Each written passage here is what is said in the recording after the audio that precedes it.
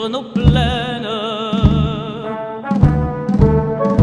Amis, entends-tu ces cris sourds du pays qu'on enchaîne? Oh, et partisans, ouvriers et paysans, c'est l'alarme. Ce soir, l'ennemi connaîtra le prix du sang et des larmes. Montez de la mine, descendez des collines, camarades. Sortez de la paille, les fusils, la mitraille, les grenades. Oh, et les tueurs à la balle et au couteau, tuez vite. Oh, et saboteur, attention à ton fardeau, dynamite. C'est nous qui brisons les barreaux des prisons pour nos frères. La haine à nos trousses et la faim qui nous pousse la misère. Il y a des pays où les gens creux des lits font des rêves. Ici, nous vois-tu, nous on marche et nous on tue, nous on crève. Ici, chacun sait ce qu'il veut, ce qu'il fait quand il passe. Ami, si tu tombes, un ami sort de l'ombre à ta place. Demain, du sang noir séchera au grand soleil sur les routes. Chantez, compagnons, dans la nuit, la liberté nous écoute. Bonjour à tous et à toutes, bienvenue dans cette nouvelle exposition du musée. Alors cette année, vous le savez, c'est le 80e anniversaire de la libération de la Corse. Donc on a voulu nous aussi commémorer cet événement en vous présentant une exposition non pas sur la libération de la Corse, mais sur les Corses pendant la Seconde Guerre mondiale. Donc l'exposition, elle se divise en deux parties. La première à cet étage où on va voir un peu la configuration de la Corse d'un point de vue géopolitique entre 1939 et 1945 et d'un point de vue géostratégique. Et dans la deuxième partie de l'exposition, à l'étage inférieur, on va voir la confrontation de la société corse et donc la confrontation des Corses dans leur quotidien à ce second conflit mondial. Donc deux approches différentes qui nous permettent d'avoir une vision la plus globale possible de tous ces événements et ces phénomènes qui ont fait donc ce conflit. Pour commencer cette première partie, donc la Corse dans la guerre, avec une première section qui est consacrée évidemment à une île menacée, c'est-à-dire la menace irrédemptiste sur la Corse. Vous savez, la menace irrédemptiste, c'est cette politique prônée par le régime fasciste qui voulait que la Corse redevienne italienne. Alors pour cela, dès son arrivée au pouvoir, Mussolini va mettre en place un comité secret qui va agir au nom du gouvernement italien pour développer des organisations et toute une propagande qui vise à démontrer que la Corse est d'un point de vue ethnique, géographique et culturel une terre italienne. Alors vous en avez divers exemples ici, vous avez cette affiche qui est assez symbolique de cette vision irrédemptiste sur la Corse. Vous avez de nombreuses publications, il y a beaucoup de propagande donc, qui tendent à montrer l'italianité de la Corse, notamment en exploitant l'histoire de l'île. Il y a de nombreuses biographies à cette époque-là sur Pascal Paul. Vous avez des grandes revues historiques qui sont encore des références de nos jours qui vont être publiées comme Corsica Antica et Moderne, l'Archivio Storico di Corsica. Tout ce mouvement irrédemptiste, il s'inscrit dans une vision aussi fasciste de la Méditerranée. Mussolini veut recréer un empire romain en Méditerranée et vous avez ce projet de statut qui nous a été prêté par le Palazzo Reale de Pise, qui représente cette vision impérialiste fasciste en Méditerranée, avec un Mussolini qui est beaucoup plus musclé qu'en réalité. Hein. Il était un peu plus bedonnant dans les années 30. Donc un Mussolini qui, dans une œuvre qui mixe à la fois donc, ce souvenir impérial romain, hein, puisque vous voyez, hein, c'est vraiment une statue à l'antique, hein, avec l'enseigne des légions romaines, le salut romain qui a été repris par le régime fasciste. La touche de modernité, c'est le casque, hein, qui est un casque de l'armée royale est mis en service dans les années 30, et vous avez le traitement du cheval qui fait beaucoup penser aux statues équestres de la Renaissance florentine. Donc une œuvre un petit peu mixte qui symbolise bien cette vision impérialiste du régime fasciste sur la Méditerranée, dans laquelle s'inscrit cette politique irrédentiste qui est aussi marquée par des organisations. Hein. Vous avez ici les fanaux, les boulevards et les insignes des groupes d'action corse irrédentistes, dont les leaders sont des jeunes Corses exilés en Italie qui sont ralliés à la cause irrédentiste mais aussi au fascisme. En dehors de cette politique irrédentiste, Mussolini va aussi faire pression sur la communauté italienne de Corse qui, dans les années 30, se compose de 17 000 ressortissants. C'est la communauté étrangère la plus importante en Corse, c'est quasiment la seule. Donc le régime fasciste va aussi leur mettre la pression, non seulement pour qu'ils gardent leur italianité, mais pour qu'ils deviennent aussi des agents de cette vision impérialiste et irrédentiste en Corse. Alors bien évidemment, cette politique irrédentiste, elle va trouver un écho très négatif en Corse, puisqu'on va voir une contre-propagande se mettre en place, notamment à partir du 30 novembre 1938, où la Chambre des Fâches, c'est-à-dire le Parlement italien, va revendiquer quasi officiellement la Corse comme terre italienne. Donc à partir de là, on va voir toute une contre-propagande se mettre en place, qui vise à contrer donc cette vision de l'italianité de la Corse et d'y répondre en démontrant la francité de la Corse. Et face à un Pascal Pau... On dit si tout le monde est là. Il manque personne. Ok. Tu es grand. Non, c'est 5 retardataires qui prendront mort. C'est une statue qui devait être mise en place en 1939 à Bastiglia, le village d'origine de San Pierre Bronze, mais la guerre ne va pas permettre d'ériger ce monument. Mais vous avez là la maquette préparatoire au monument qui aurait dû être en bronze et inauguré en 1939. Cette propagande, elle va surtout se matérialiser par, vous connaissez le sermon de Bastia, hein, le 4 décembre 1938, donc quelques jours après les revendications du 30 novembre. Donc le sermon de Bastia qui est illustré par différents objets ici, hein, vous le savez. C'est cette grande cérémonie qui va regrouper environ 20 000 participants, au cours desquels elle est prononcée par un ancien combattant de 14-18, le fameux sermon de Bastia, que l'on va rejouer quelques mois plus tard, en janvier 1939, lors de la visite en Corse du président Daladier. Donc le président Daladier va incarner cette volonté d'opposition à la propagande irrédentiste fasciste à travers un voyage qu'il va faire à Ajaccio puis à Bastia. Un voyage qui va aussi matérialiser la puissance navale et militaire de la France, hein, pour dire aux Italiens, en gros, calmez-vous, sinon une des premières nations européennes risque de vous répondre par les armes. Donc Daladier va arriver à Bastia le 2 janvier 1939. Vous avez ici cette plaque commémorative qui a été réalisée quelques mois plus tard et qui a été installée au théâtre de Bastia au courant 1940. Ce voyage il va se doubler aussi d'un film, donc le voyage triomphal du président Daladier en Corse, Tunisie et Algérie, donc qui veut vraiment marquer la réponse de la Troisième République aux revendications irrédentistes fascistes. Donc on va assister là à, dans l'opinion publique insulaire, à une grande mobilisation, une espèce de consensus au sein de la population qui va aussi marquer une vague d'italophobie, c'est-à-dire de rejet des Italiens.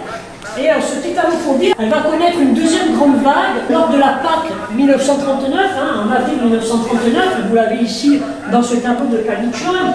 Donc à Pâques 1939, qu'est-ce qui se passe? Il se passe que l'Italie envahit et annexe l'Albanie sans qu'aucune grande puissance européenne n'y réponde. Et ça va réactiver l'italophobie des Corses et ça va provoquer une grande peur, la peur d'une annexion italienne qu'on va retrouver jusqu'en 1943 et qui va être vraiment un élément dominant dans le fonctionnement de l'opinion publique insulaire et qui va aussi générer les engagements individuels et collectifs au niveau politique dans la résistance, mais aussi le maréchalisme. On verra ça tout au long de l'exposition.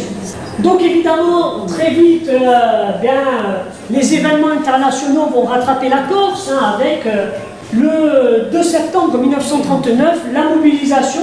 Vous avez ici un exemplaire d'une de ces affiches de la mobilisation générale avec les dispositions spéciales à la Corse. Donc la guerre qui va rattraper cette opinion insulaire qui est déjà mobilisée contre l'Italie fasciste du fait de ses revendications des années 30.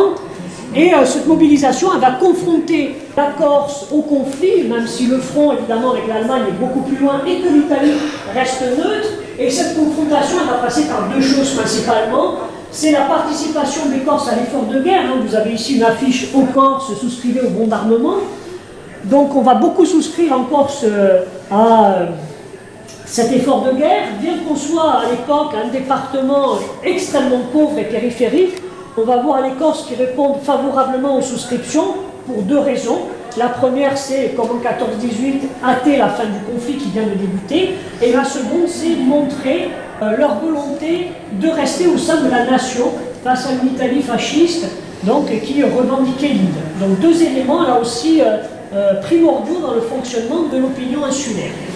Le deuxième élément qui va confronter les Corses à ce conflit, c'est évidemment l'instauration de l'organisation de la défense passive.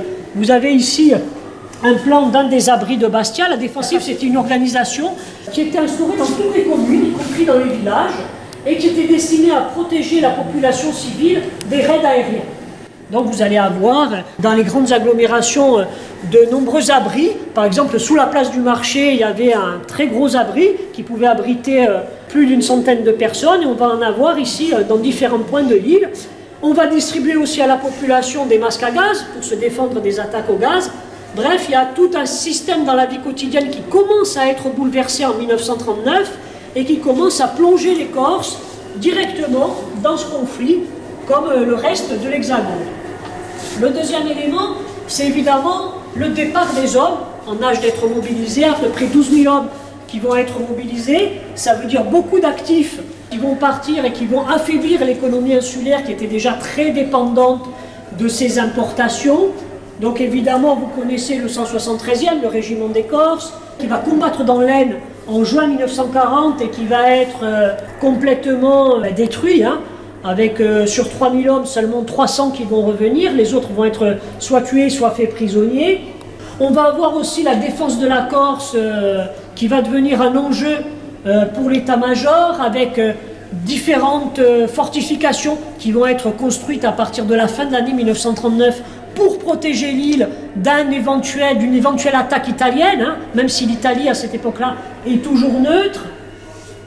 Et on va avoir ainsi, vous le voyez dans cette vitrine, donc on a regroupé des uniformes qui étaient en Corse pour défendre l'île, soit des objets ou des uniformes qui avaient trait à la participation de Corse sur les différents fronts entre 1939 et 1940.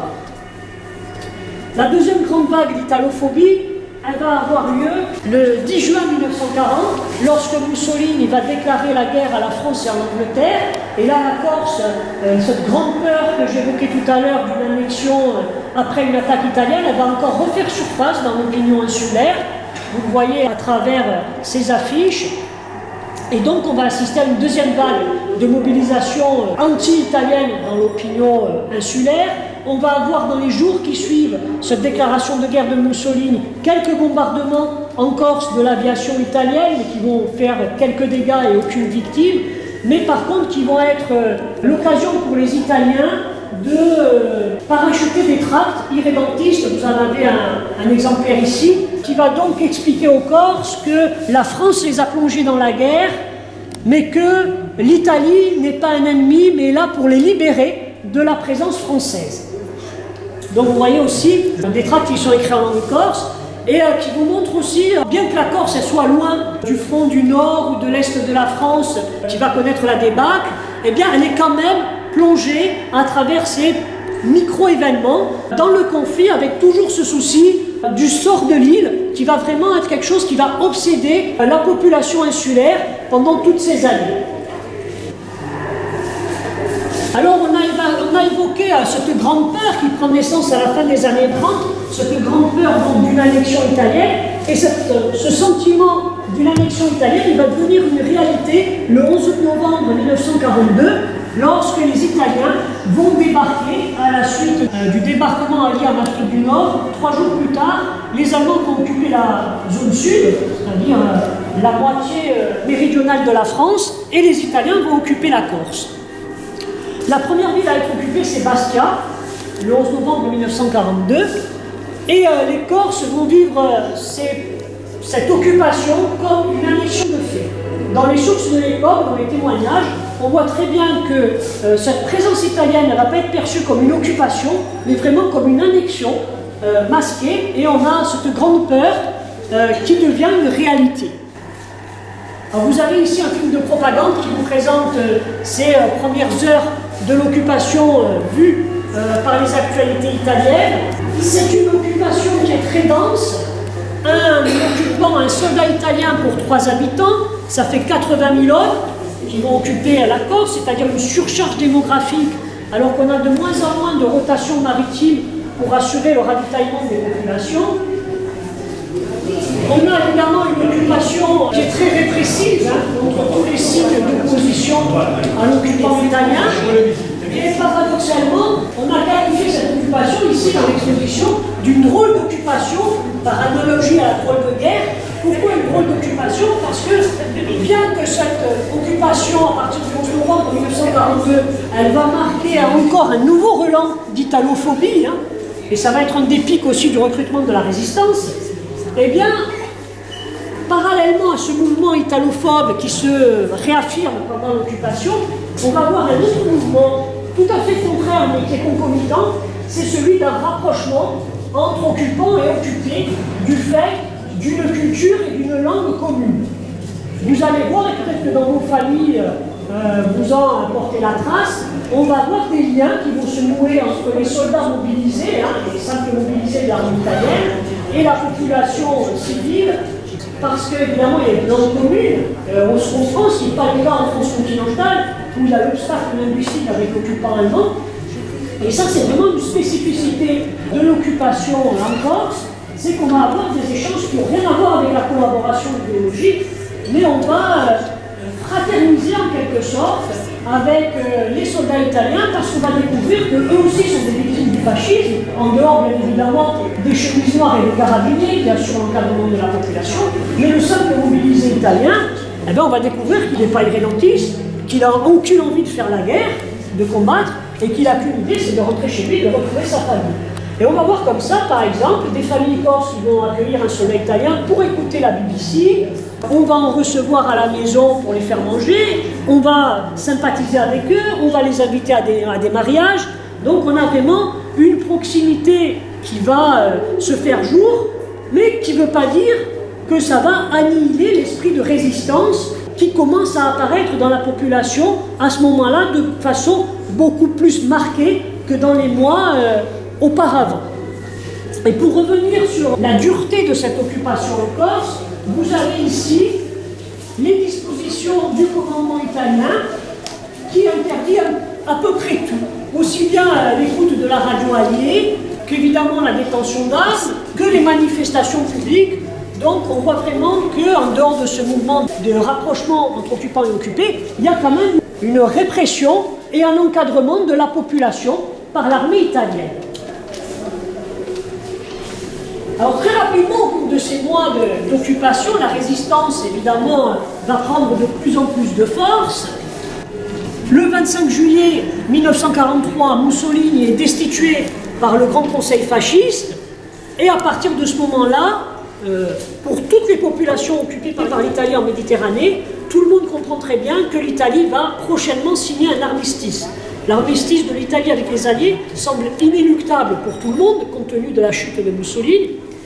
Et pour la résistance communiste corse, on décide le 2 août 1943 qu'à l'annonce de l'armistice italien, on déclenchera l'insurrection. Et pendant tout le mois d'août, la résistance communiste, à travers le Front National, va préparer l'insurrection, qui sera proclamée donc à l'annonce de l'armistice italien.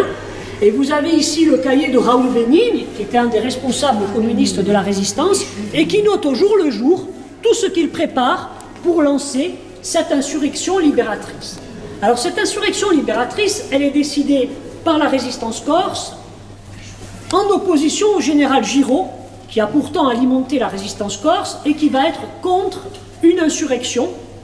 Le général Giraud, il veut une insurrection, mais qui soit déclenchée par un débarquement libérateur, allié. Donc là, on a deux stratégies différentes qui s'opposent, et au cours du mois d'août et tout début septembre 1943, Alger va parachuter de nombreux tracts qui vont dire aux Corses, et vous en avez deux exemplaires ici, qui vont dire aux Corses de ne pas se révolter tant qu'il n'y a pas un débarquement libérateur. Donc on a deux stratégies là vraiment qui s'opposent, et finalement dans la soirée du 8 septembre 1943, la radio alliée annonce l'armistice italien. Et dès le lendemain, le 9 septembre, eh bien, le parti communiste à travers le Front National va lancer l'insurrection. Donc vous avez ici, pour ce qui est d'Ajaccio, le premier arrêté signé par le conseil de préfecture, qui va marquer vraiment la prise du pouvoir par le Front National dans cette Corse qui vient d'être libérée. Et vous savez qu'à Bastia, dans la nuit du 8 au 9 septembre, il y a eu les tout premiers combats pour la libération de la Corse, qui ont opposé les soldats italiens avec quelques résistants aux soldats allemands. Et le lendemain, le Front National fait paraître ce tract, Italiani, qui célèbre la fratellanza latine retrouvée entre l'ancien occupant italien, qui est devenu co-belligérant, c'est-à-dire qu'il va se battre contre les Allemands aux côtés des Alliés, et la résistance, la population insulaire. Vous avez aussi ici le premier numéro du Patriote, qui sort le 9 septembre 1943. Le Patriote, jusqu'alors, c'était le journal clandestin du Front National, mais là, ça devient l'organe officiel de la Corse libérée. Et à partir de cette insurrection du 9 septembre, vous le savez, les résistants vont combattre seuls, notamment dans le sud de l'île, contre les Allemands. Puis à partir du 13 septembre, on va recevoir des troupes venues d'Alger, notamment le bataillon de choc, qui va se battre par des opérations de guérilla, puis par le premier régiment de tirailleurs marocains et le deuxième groupement de tabors marocains, les Goumiers, qui eux vont se battre principalement au col qui tiennent Bastia, c'est-à-dire San Stefano, et le col de Teguim. Donc là, on est fin septembre, tout début du mois d'octobre, et comme vous le savez, Bastia va être libérée le 4 octobre 1943, et avec la libération de Bastia, c'est la fin de la campagne de libération de la Corse, et c'est la Corse qui est le premier territoire métropolitain français libéré.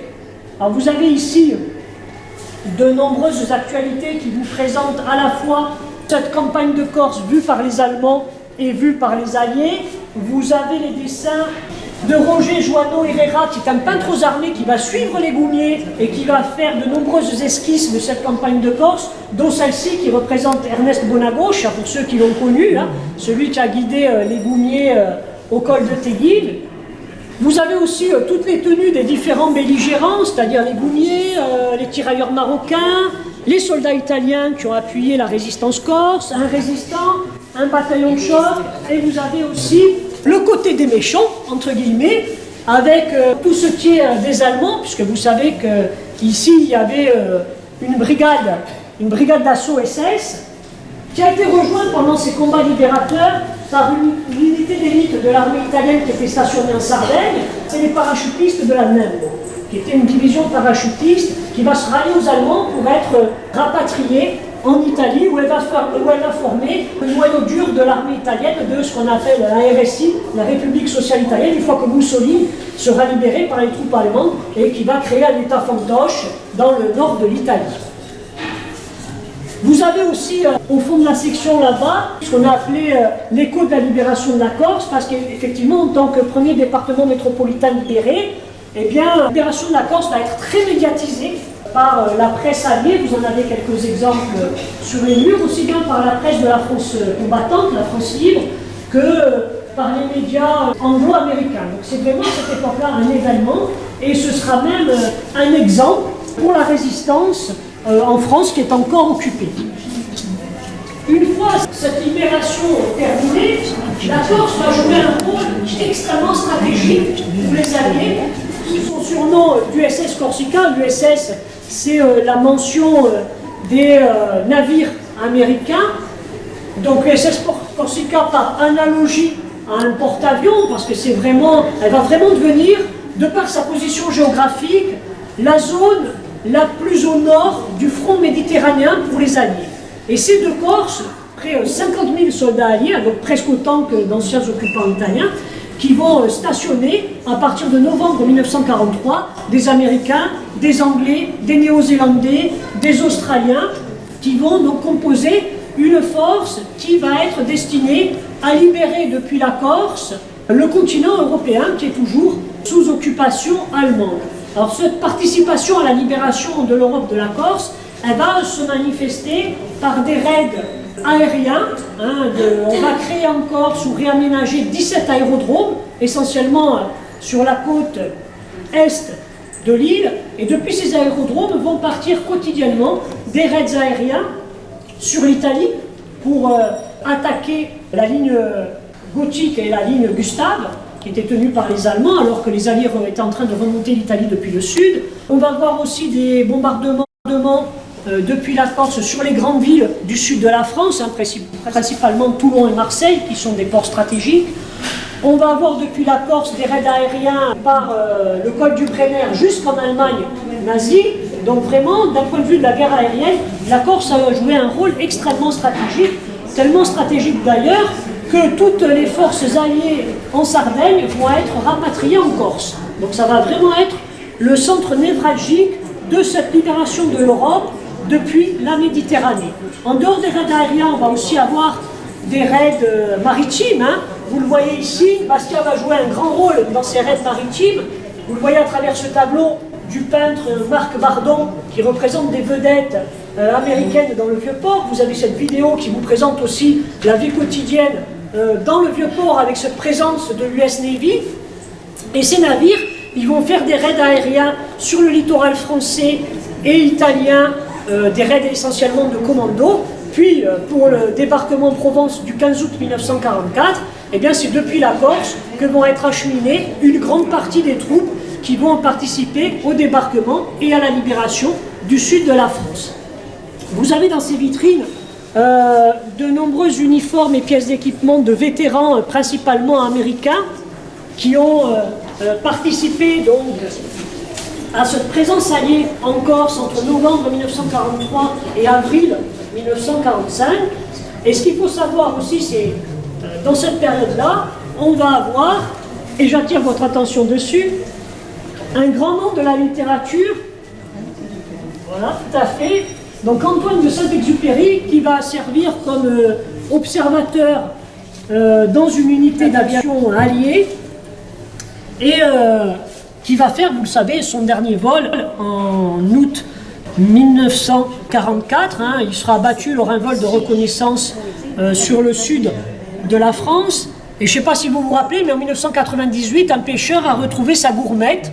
Donc on a la chance d'avoir eu en prêt, et qui vous est présenté ici, accompagné d'une des dernières lettres qu'il a écrites depuis la Corse, juste avant son dernier vol.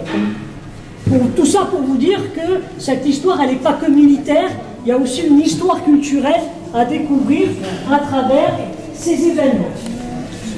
L'autre grand point qu'il faut retenir à cette époque-là, dans cette participation de la Corse à la libération de l'Europe, c'est que la Corse va être le seul département français à connaître deux mobilisations en un seul conflit. La première mobilisation, c'est septembre 1939, comme dans le reste de la France. Mais en novembre 1943, le général de Gaulle va décider qu'il faut lancer une deuxième mobilisation en Corse. Et on va avoir 22 classes d'âge c'est-à-dire à peu près 12 000 hommes, qui vont être mobilisés, versés dans l'armée de libération, hein, c'est ce que vous avez ici, et qui vont combattre sur le front italien, avec le corps expéditionnaire français en Italie, donc ils vont participer à la libération de l'Italie du joug nazi, qui vont participer à la libération de la France, principalement par le débarquement en Provence, et qui vont entrer en Allemagne en 1945. Donc on a vraiment une participation des Corses à la libération du continent européen. On a aussi une histoire peu connue et souvent oubliée dans cette dernière section, c'est celle des prisonniers de guerre corses, hein, tous ces centaines, voire ces milliers de Corses qui ont été confrontés à la débâcle, qui vont être faits prisonniers par les Allemands. Vous savez qu'il va y avoir 1 800 000 soldats français prisonniers et emmenés dans les stalags du Reich. Parmi eux, donc, il y a des centaines, voire des milliers de Corses, on n'a pas le chiffre exact, on est au moins sur 2000 Corses qui ont été faits prisonniers, et ils vont avoir un destin un petit peu singulier, hein, c'est ce qu'on va voir ici. Donc ce destin un petit peu singulier, c'est que, à la fin de l'année 1940, les Allemands vont regrouper tous les prisonniers de guerre corse dans un seul camp, le Stalag 5B, qui est un stalag qui est près de la Suisse, donc sur le territoire du Reich, mais près de la Suisse, et ils vont les regrouper. Pourquoi tous ces Corses? Ils vont les regrouper à la demande de l'Italie. Parce que l'Italie veut en faire la cible d'une opération de propagande, c'est-à-dire que Pietro Giovacchini, qui est un Corse rallié à la cause irrédentiste et fasciste, va venir dans ce camp et va proposer aux prisonniers de guerre corse qu'en échange de leur adoption de la nationalité italienne, eh bien, ils pourront tous être libérés.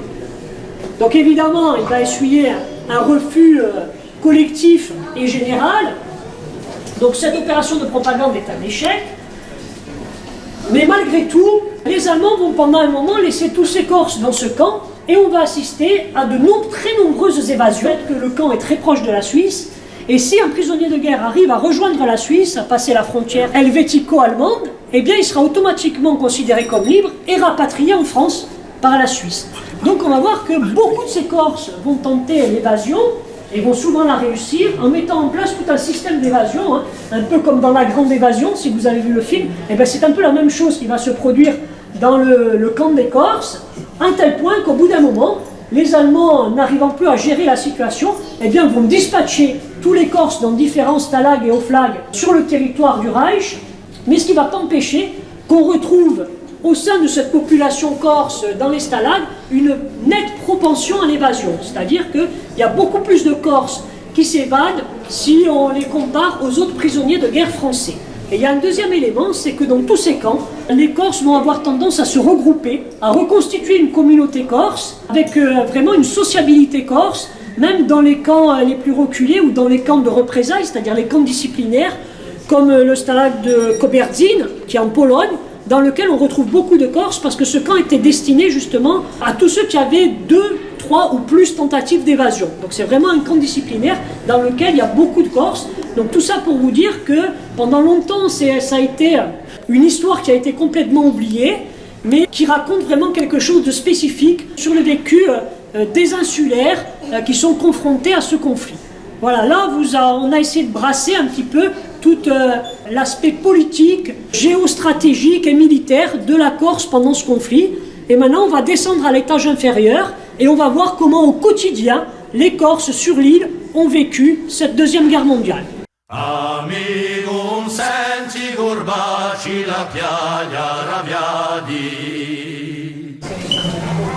Donc on va voir dans cette deuxième partie de l'exposition la société corse dans la guerre, donc comment la société insulaire a été confrontée au conflit. Et le premier grand changement qui a lieu au quotidien pour les Corses, c'est l'avènement du régime de Vichy et la fin de la Troisième République. Donc ça se traduit en Corse par évidemment le vote des parlementaires insulaires le 10 juillet 1940, hein, c'est un vote du Parlement qui va devoir décider d'accorder ou non les pleins pouvoirs au maréchal Pétain. Alors grosso modo, les parlementaires de droite vont voter pour, hein, ce seront en Corse les grands bénéficiaires du système, hein, c'est eux qui vont avoir les délégations spéciales, c'est-à-dire que le régime de Vichy va destituer toutes les municipalités de gauche. et va les remplacer par des délégations spéciales qui seront confiées à des hommes politiques de la droite, donc du clan piétriste. Les parlementaires de gauche, eux, vont avoir une position plus mitigée. César Camping, qui lui va vouloir continuer le combat, il va faire partie des 80 parlementaires qui vont partir, continuer le combat contre l'Allemagne depuis l'Afrique du Nord. Il va être très rapidement arrêté par Vichy et il va décéder en 1941. Adolphe Landry va s'abstenir de voter les pleins de pouvoir au maréchal Pétain ce 10 juillet 1940. Et le seul qui va voter non au plein de pouvoir à Pétain, c'est Paul Jagon, le sénateur Paul Jagon. Donc vous voyez une division de la classe politique insulaire face à l'avènement du régime de Vichy et à la fin de la Troisième République. Et donc ce changement de régime, comme souvent, va provoquer en Corse tout un bouleversement de la vie politique. C'est d'abord à ça que les Corses seront confrontés. Un bouleversement de la vie politique qui va passer par la nomination d'un nouveau préfet, Paul Ballet, qui va être chargé par le maréchal Pétain, qu'il va rencontrer en août 1940, juste avant de prendre son poste. Donc il va être chargé par le maréchal Pétain de lutter en Corse contre le communisme, l'anglophilie et le gaullisme. On est en août 1940. Donc on est vraiment au tout début de la résistance. On voit déjà qu'à cette époque-là, il y a un mouvement anglophile et gaulliste dans l'opinion, que je vous expliquerai plus tard. Mais donc on a un gaullisme très précoce en Corse, et je vous expliquerai pourquoi. Mais qui n'empêche pas, comme dans tout le reste de la France, de connaître une vague maréchaliste. Alors, le maréchalisme, qu'est-ce que c'est? C'est l'attachement de la population à la figure du maréchal Pétain. C'est pas le soutien à l'idéologie de la Révolution nationale, non, ça c'est le vichisme, le pétainisme. Mais le maréchalisme, c'est l'attachement à la figure du maréchal Pétain. Ça va être une grande vague dans l'opinion publique française, mais aussi en Corse, et qui va se traduire en Corse de façon particulière, puisque pourquoi les Corses vont se rallier au maréchalisme? C'est tout simplement à cause de cette grande peur que j'évoquais tout à l'heure, de cette peur de devenir italien, et les Corses vont penser que le maréchal Pétain, qui est le vainqueur de Verdun, qui est un maréchal de France, qui est un soldat, va les protéger de cette annexion italienne qui est tant redoutée, puisque après l'armistice, on va rentrer dans des clauses de négociation avec l'Italie, qui est le grand vainqueur, au même titre que l'Allemagne, de la campagne de France. Et donc les Corses pensent qu'en se ralliant au maréchal Pétain, ils vont assurer une sorte de bouclier contre une annexion italienne. Ce maréchalisme, il va se traduire aussi par un bouleversement politique qui est l'apparition dans cette arène politique insulaire qui est toujours bipartite, puisque c'est les landristes, enfin les radicaux socialistes contre la droite piétriste, donc qui est complètement bouleversée par l'avènement du régime de Vichy, et avec un renouveau politique qui va être incarné par une organisation, la Légion française des combattants, qui est une organisation qu'on va retrouver dans toute la France, et aussi en Corse, et qui est destinée tout d'abord aux anciens combattants, mais qui va s'ouvrir à toute la société, et qui est une sorte de parti unique, qui se présente comme une organisation apolitique, qui est là pour défendre à la fois le maréchalisme et l'idéologie pétainiste de la Révolution nationale. Et donc, comme toutes les forces alternatives en Corse, ça va se présenter comme voulant mettre fin à la lutte des clans. Donc, on a un ralliement des Corses à cette organisation. Sur 220 000 habitants, on a 20 000 personnes qui vont rallier cette organisation. Donc, ça fait quasiment 10% de la population, c'est énorme.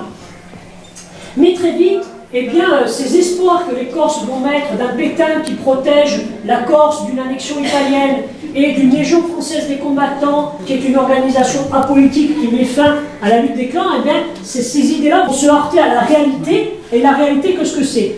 C'est le maréchal Pétain qui fait finalement pas grand-chose pour défendre la Corse dans les négociations avec l'Italie, et c'est une Légion française des combattants qui est en train de devenir un clan politique, puisque la Légion française des combattants, elle va se heurter au pouvoir du préfet, qui est pourtant lui aussi pétainiste, elle va se heurter aussi à la droite locale, puisque la Légion française des combattants va également essayer d'obtenir les municipalités au détriment de la droite, et elle va aussi se heurter à la résistance. Donc on va avoir une situation politique en 1941, 1942, 1943 qui va progressivement se dégrader au point que dans l'opinion publique insulaire, on va avoir la conviction qu'il y a une vacance du pouvoir, c'est-à-dire qu'il n'y a plus personne qui commande en Corse et que l'île est quasiment abandonnée de la France continentale. Et cette vacance du pouvoir, elle va faire émerger une autre force politique alternative, c'est celle de la résistance. On va voir dans la section suivante. Alors, comme dans le reste de la France, la résistance, c'est toutes les formes d'opposition au régime de Vichy et à l'occupant. Ça, c'est ce qui fait l'unité de la résistance, en Corse comme dans l'Hexagone. Mis à part qu'en Corse, on va avoir quelques particularités. La première, c'est qu'on a un mouvement de résistance assez précoce. Le premier tract de résistance en Corse, il est édité en juillet 1940, donc juste avant l'avènement du régime de Vichy. Vichy, c'est le 10 juillet 1940. Et dans les jours qui suivent, on a le premier tract de résistance. C'est le tract que vous avez ici, du commandant François-Marie Piètre, qui vise à constituer en Corse, dans la communauté corse de la diaspora, aussi bien en France continentale que dans les colonies, une sorte de réseau dormant, c'est-à-dire de Corses qui se mobiliseront dès que l'Italie annexera l'île. Vous voyez, on retrouve encore cette grande peur d'une annexion qui va motiver les engagements des Corses dans la résistance. Très vite, on va avoir une propagande en Corse qui, elle aussi, est spécifique. Pourquoi? Parce que toutes les organisations de résistance, elles vont être progressivement coupées de leur centre décisionnel en France continentale. Parce qu'on va avoir une raréfaction des rotations maritimes, donc progressivement, la résistance corse va élaborer son propre discours mobilisateur vers la population. Alors c'est un discours qui est essentiellement porté par les communistes et qui se décompose en deux grands volets. Le premier volet, vous l'avez ici, dans ce secteur-là, c'est tout ce qui est du domaine de la canalisation du mécontentement social qui est dû à la situation de rationnement que connaît la Corse. Alors le rationnement, on l'a dans toute la France, à partir de 1940, mais en Corse, il sera beaucoup plus dur qu'ailleurs. Pourquoi? Parce que la Corse est, dès les années 30, dès l'entre-deux-guerres, complètement dépendante de ses importations, et qu'avec la raréfaction puis l'interruption à partir de l'été 1940 des rotations maritimes, à partir de l'été 40, la Corse est coupée du monde, il n'y a plus de rotation maritime du tout. Donc on vit complètement en autarcie, et donc il va y avoir une accentuation du rationnement. Ça va devenir de plus en plus difficile de se nourrir, et ça va générer un mécontentement social que la résistance va canaliser contre Vichy et contre l'occupant italien. Ça, c'est le premier volet de cette propagande de la résistance corse. Et le deuxième volet, il va être focalisé sur la défense d'une identité corse qui est menacée, qui serait menacée par cette menace d'annexion, puis cette occupation de la Corse par l'Italie. Vous allez avoir de nombreuses références à l'histoire de la Corse. Les grandes figures mobilisatrices pour la résistance corse, ce sont les grandes figures du panthéon patriotique corse. Sampier Ugors, Pascal Paoli, qu'on retrouve déjà dans le premier tract du commandant François Piètre, qui lui n'est pas communiste, donc vous voyez déjà que c'est tout un imaginaire patriotique corse dans la construction de la résistance. À partir de l'été 1943, Radio Alger, qui va diffuser des émissions en langue corse, pour soutenir le moral des Corses occupés. Et vous avez ici des enregistrements qu'on a reconstitués parce qu'on a les textes de ces émissions, mais on n'a pas d'enregistrement d'époque. Donc là, on a refait les enregistrements. Cette résistance qui apparaît dans la population corse, en tant que mouvement d'opinion, que phénomène d'opinion, il va aussi se traduire par une organisation de la résistance, vous le savez, avec le soutien du général Giraud, qui va envoyer des missions clandestines et qui va armer la résistance. On a ici son képi, le képi du général Giraud, qui nous a été prêté par le musée de l'armée. Vous allez avoir aussi une répression d'abord des autorités pétainistes, mais une répression relativement faible, mais qui par contre va être beaucoup plus dure quand les Italiens vont arriver, avec les carabiniers, les chemises noires et le contre-espionnage italien. On a l'habitude de dire l'OVRA, mais c'est pas l'OVRA, c'est pas la police politique en fait, c'est le contre-espionnage militaire italien qui va réprimer les organisations de résistance corse. Alors cette répression, elle va aller crescendo, y compris après la chute de Mussolini, après le 25 juillet 1943, on va avoir une répression de la résistance qui va être encore plus forte, alors que le fascisme est en train de vaciller, va être d'autant plus fort contre la résistance corse. C'est à cette époque-là qu'est arrêté Jean Nigoli.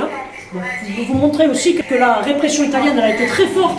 Et en cet été 1943, à la veille de l'insurrection, elle va marquer des points contre les organisations de résistance clandestine. Et à cette même époque, on va avoir le sous-marin Casabianca qui va livrer de plus en plus d'armes. Et à partir du mois de mai 1943, on va avoir quasiment quotidiennement un parachutage d'armes sur les terrains clandestins qui sont situés, vous les avez sur cette carte d'époque, ils sont entourés de rouge. Donc vous en avez dans quasiment toute la Corse et qui vont réceptionner les armes qui vont servir à la lutte armée et évidemment à l'insurrection et au combat libérateur. Amigun senti la i paesi incatenati. Aio patrioti di campagna di città chi di l'ora. Stasera un dubita chi un nemico le muda l'ampavora. Ognuno è cosciente oramai dell'impronto della mossa. Amico tu caschi, venderà un altro a riscossa. On a voulu ici, à la fin de cette section, mettre en avant quelques résistants corses. Alors bien sûr, les grandes figures très connues, Jean Gaulle, Fred Scamarone, les figures au niveau national dans le panthéon de la résistance. Domani si chiarà do sangue, sotto le onde. Gabriel Terry.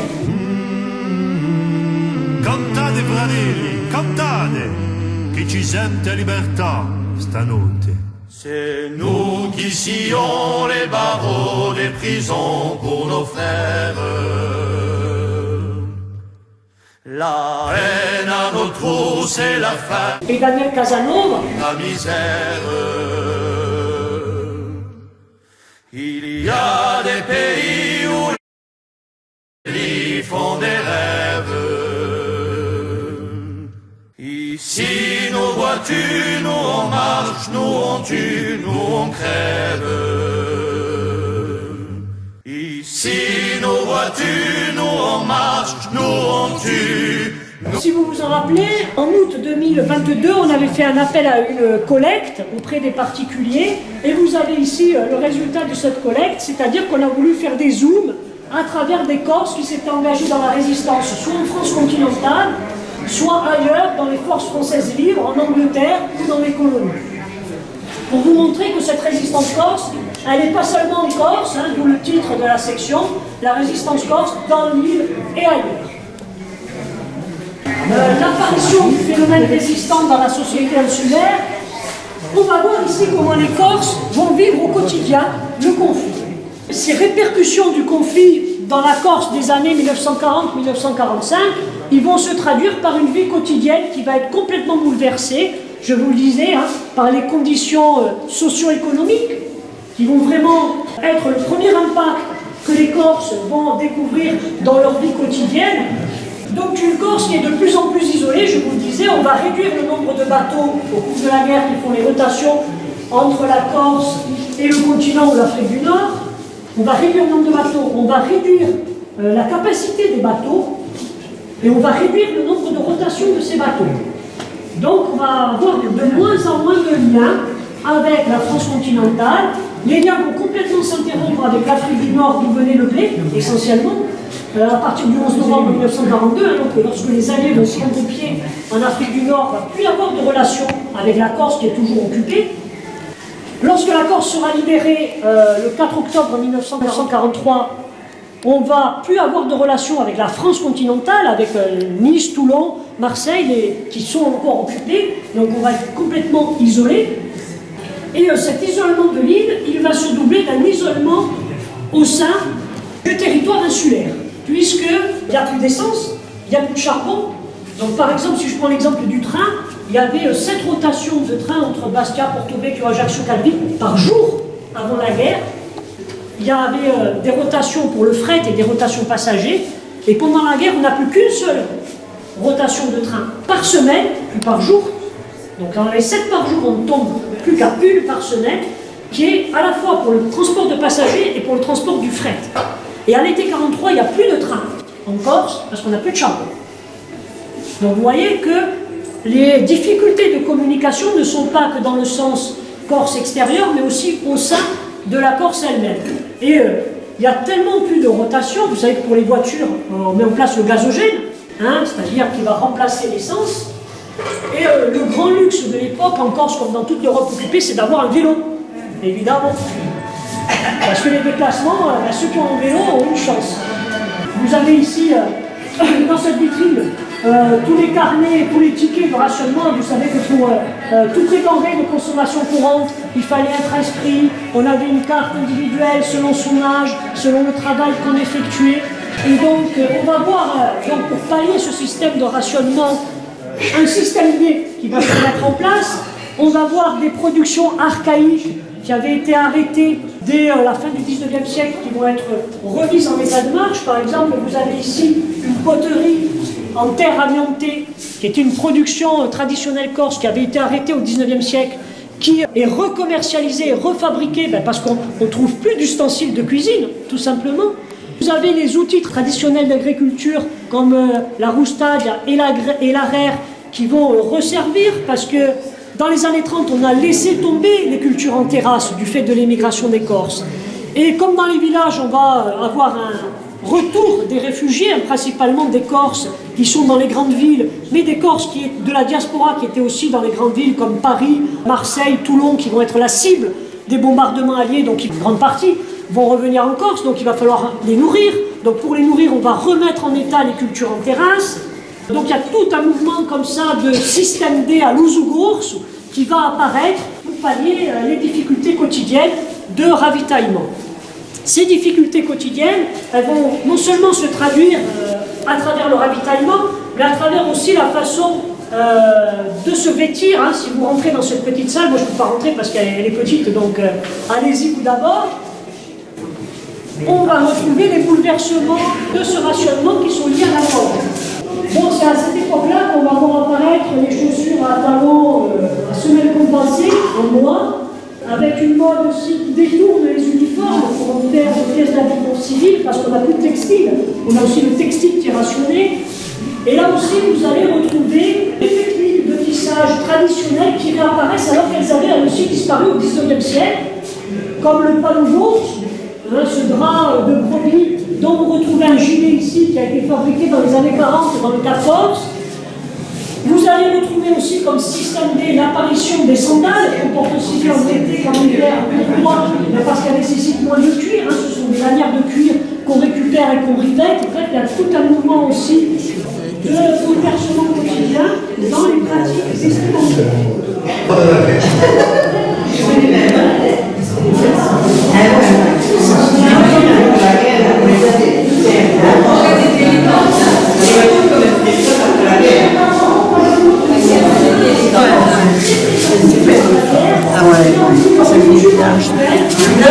American Way of Life. Et on va voir comme ça, du jour au lendemain, donc, cette culture américaine qui va débouler dans le quotidien des Corses. Alors vous en avez de multiples exemples ici. C'est évidemment toute la propagande américaine, hein, la presse illustrée et en couleur, ce qui était quand même une révolution à l'époque. Vous avez ici un multimédia qui est très émouvant parce que c'est le Noël 1944 de Liachar qui est fêté pour les enfants de Liachar par des soldats américains avec leur propre culture. Ils vont distribuer à ces enfants tout mordés des ice cream, des donuts, des cadeaux. Il va y avoir le Santa Claus, le Père Noël américain qui va leur distribuer des cadeaux. Donc on a aussi toute cette pratique alimentaire. Hein. Vous avez des boîtes de conserve ici qui viennent du Cap-Corse et qui vous montrent toute cette variété de produits de consommation avec évidemment le Coca-Cola, la bière, les chewing-gums. Et tout cet apport américain, bien qu'il ne soit pas officiel, il va participer grandement à améliorer le quotidien des Corses, même si le ravitaillement perdure dans la Corse libérée. Et en dehors de cet apport alimentaire, on a aussi cet apport culturel. Hein. Vous avez ici des objets qui sont des cadeaux qui ont été faits à des familles corses par des soldats américains, qui démontrent ces liens culturels très pacifiques qui vont se nouer. À Bastia, on en a de multiples exemples, notamment au Vieux-Port, hein, où il y avait la présence de l'US Navy, comme on l'a vu, hein, des rapports très pacifiques entre la population corse et les soldats américains. Évidemment, dans cette Corse libérée, on a la thématique de l'île à reconstruire, l'île à reconstruire politiquement et matériellement. Donc une reconstruction matérielle, parce que la Corse a connu de nombreuses destructions pendant sa libération. Plus de 150 ponts ont été détruits en septembre 1943. Vous avez un petit documentaire ici qui vous présente cette problématique. Ça veut dire que des villages vont être isolés pendant plusieurs semaines, voire plusieurs mois.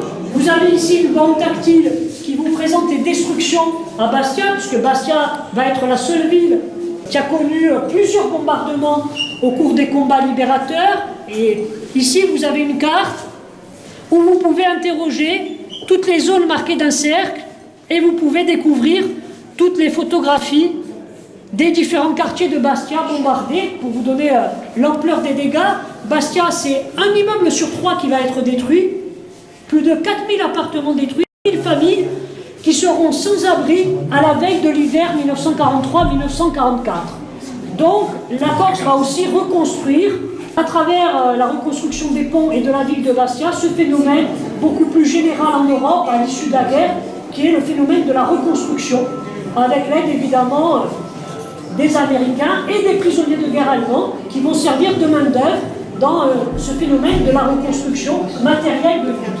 Cette reconstruction, elle est aussi politique, puisqu'à la libération, on va être le premier département, du fait de la libération précoce, à connaître le phénomène de l'épuration. Donc vous avez ici une page qui a été longtemps tabou et qui le reste encore de cette épuration sauvage en Corse. C'est le premier département où on va avoir des femmes tondues. Et vous avez ici la seule source iconographique qui représente des femmes tondues. C'est un numéro du célèbre magazine American Life, 17 juillet 1944, qui reproduit plusieurs photos de femmes tondues à Ajaccio en septembre 1943. Cette épuration, elle va être aussi politique. On va condamner en 1947 et la plupart des leaders irrédentistes corses, dont Petrouho, dont vous avez ici son mémoire de défense qui va être remis à ses avocats avant son procès, donc qui vont servir un petit peu de victimes expiatoires au phénomène de la collaboration en Corse. On va avoir en Corse près de 400 personnes accusées de collaboration qui vont être internées en Afrique du Nord pour éviter justement une épuration sauvage avec des exécutions sommaires comme on va en connaître en France continentale. Mais surtout ce phénomène de reconstruction politique, il va placer De Gaulle dans une situation d'expérience de prise du pouvoir face aux communistes corses, puisque l'île va servir de laboratoire à la prise du pouvoir par les gaullistes qu'ils vont appliquer 9 mois plus tard en France continentale. Et vous avez comme ça, au sein de la préfecture de département d'Ajaccio, plusieurs grandes figures du gaullisme politique que l'on va retrouver dans la France libérée. Le préfet Charles Luizet, premier préfet de Corse à la Libération, qui va devenir en août 1944 préfet de police de Paris, donc un poste très important. Vous avez Soustelle aussi qui va passer à la préfecture d'Ajaccio, François Coulon qui va être aussi le premier commissaire qui va être nommé en Normandie libérée, commissaire du pouvoir, c'est un représentant politique, une sorte de super-préfet à cette époque-là. Et vous avez aussi un renouveau politique qui va passer par les élections de 1945. On a des élections municipales et des élections cantonales à cette époque-là, où on va voir une vague communiste. Pour la première fois, les communistes corses vont avoir des élus.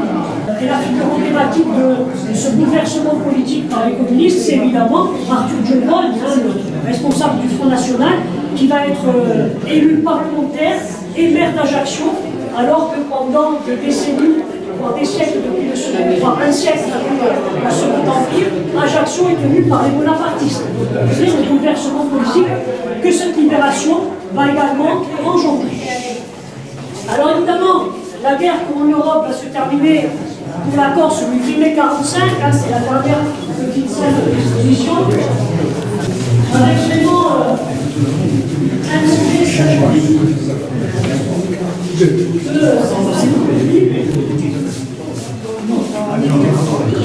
c'est la chasure de François Casse, que peut-être certains ont connu, qui, le 8 mai 1945, en tant qu'aumônier de l'armée de libération, va célébrer la messe du 8 mai 1945 sur le lac Constance, au cœur de l'Allemagne libérée du nazisme, Et pour nous, c'était vraiment un ensemble d'objets symboliques de cette participation des Corses à la libération de l'Europe et de la fin du conflit. Vous le voyez à travers ces unes de tous les grands journaux insulaires, et donc célébrer ce 8 mai 1945. Elle marque à la fois le retour des prisonniers de guerre corse de 1940, qu'on a vu dans la première partie de l'exposition, mais aussi le retour, et vous l'avez dans la couverture de la revue Le Monde Illustré, le retour des mobilisés corses dans l'armée de libération, qui vont être progressivement rendus à la vie civile après donc, le mois de mai 1945, et qui, comme illustre la une de ce périodique, vont retrouver leur île d'origine. Donc voilà, visite relativement rapide de cette exposition qui, vous l'avez compris, nous permet de recontextualiser la libération de la Corse, de montrer l'avant, l'après, de l'expliquer, comment on est arrivé à ce que la Corse soit le premier département métropolitain français libéré, mais aussi que cette libération ne signifie pas pour les Corses la fin de la guerre, puisque la guerre continue. On va avoir 12 000 mobilisés qui vont servir dans l'armée de libération. On va encore avoir le rationnement qui va perdurer jusqu'en 1947, comme dans le reste de la France. Et surtout, vous l'avez vu, à travers cette approche anthropologique, on voit aussi les bouleversements que la société corse dans son quotidien a connus jusqu'en 1944 avec l'arrivée des Américains. Donc on a essayé de faire une exposition qui brassait un petit peu toute la complexité de cette période, mais aussi la richesse patrimoniale de cette période. Car comme vous le voyez, c'est la plus grosse exposition qu'on ait eu à monter. Il y a plus de 500 objets et documents, alors que d'habitude on est sur une moyenne de 250 ou 300 objets. Donc vraiment il y a beaucoup de choses. Il y avait beaucoup de choses à dire, on a fait des choix. Peut-être qu'il y a des thématiques que vous aurez voulu voir qui ne sont pas présentes ou à votre goût pas assez présentes. En tout cas, voilà, on a essayé de brasser un maximum de choses et d'avoir une vision vraiment globale de cette histoire et surtout de vous la faire découvrir en dehors de l'histoire militaire qu'on a traditionnellement présentée jusqu'à présent. Et c'est pour ça qu'on a voulu immerger dans le quotidien des Corses au cours de ce conflit. Merci.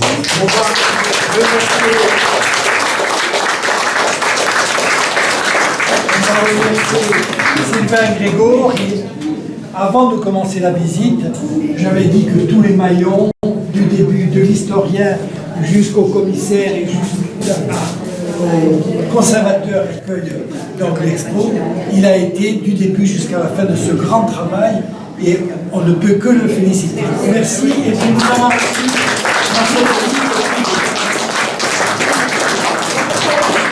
Si vous avez des questions, alors, il a été pris à Mulhouse, c'est un objet aussi symbolique de la fin de la guerre et de la fin du nazisme. C'est le lieutenant Tolk qui l'a ramené comme prise de guerre, comme trophée de Mulhouse, où il ornait un bâtiment officiel. Vous savez que Mulhouse a été rattaché au Reich, ça faisait partie de l'Alsace-Moselle qui a été annexée par les Allemands en 1940. Et c'est une prise de guerre, beaucoup des Corses dans cette armée de libération sont revenus avec plein de souvenirs et de trophées, les taxes allemandes, bon, les armes, évidemment, vous vous en doutez. Donc voilà, ça symbolisait bien aussi à la fois cette participation des Corses à la libération de l'Europe, mais aussi la fin du conflit à travers voilà, la capture d'un trophée qui symbolise la fin du nazisme en Europe. Merci. De l'été 1943 jusqu'au mois de septembre 1944, il n'y a plus moyen pour les Corses du continent de rentrer dans l'île. Donc il n'y arrive pas. Ils ne peuvent plus. La France est toujours occupée, la Corse est libérée, déjà, et il n'y a plus aucune rotation maritime. Donc ceux qui sont revenus, ils sont revenus avant l'été 43. Et d'ailleurs, pour communiquer, vous en avez un exemple dans la vitrine à côté du vélo, si vous vouliez envoyer un courrier à votre oncle ou votre tante qui était à Paris une fois que la Corse était libérée, il fallait passer par la Croix-Rouge. Vous aviez des formulaires de la Croix-Rouge, vous les remplissiez, vous les envoyiez à la Croix-Rouge, et la Croix-Rouge faisait la poste et les envoyait. Ok, merci. Alors, une question d'historien, je ne parle pas au conservateur, on parle de l'année, donc le 80e anniversaire. L'année, on est d'accord. C'est sur la date. Certains disent nous avons été libérés le 9 septembre et d'autres disent nous avons été libérés le 4 octobre. L'historien a sûrement son avis sur ces deux dates. Est-ce qu'il y a une libération de gauche? Est-ce qu'il y a une libération de droite? Est-ce que c'est une libération du terrain pour le 9? Est-ce que le 4 octobre c'est le drapeau sur la mairie de Bastia? L'historien. C'est la vieille rivalité entre Bastia et Ajaccio. Bastia dit déjà, Ajaccio dit d'être la première ville libérée de Corse. Bastia, nous, on a été libérés plus tard, le 4 octobre. Sauf que Bastia a connu deux libérations. Dans la nuit du 8 au 9 octobre, je vous disais, il y avait des combats entre Allemands et Italiens. Et le matin du 9 septembre, Bastia est libéré de l'occupation italienne, de l'occupation allemande, puisque les Italiens sont devenus co-belligérants, ils ont combattu les Allemands, et la garnison allemande est faite prisonnière.